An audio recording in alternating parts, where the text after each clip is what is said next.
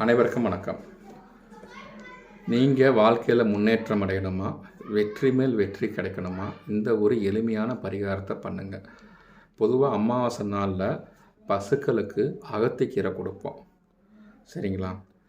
அகத்திக்கீரைக்கு பதிலாக நீங்கள் வாழைப்பழம் வாங்கி கொடுங்க.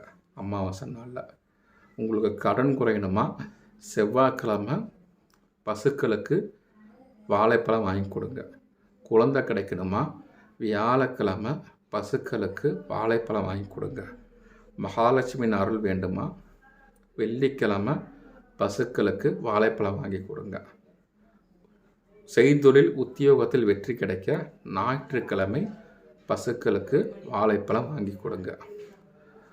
இந்த கோமாதா வழிபாடு என்பது கோடி புண்ணியம் வழிபாடு. ஒரு கோமாதாவை நீங்கள் வழிபட்டால் கோடி வருஷம் செய்த தவத்தின் பலன் கிடைக்கும். அதனால் இந்த ஒரு எளிய வழிபாட்டை பண்ணுங்கள். நமது சேனலை சப்ஸ்கிரைப் பண்ணுங்கள், லைக் பண்ணுங்கள், ஷேர் பண்ணுங்கள். நன்றி, வணக்கம்.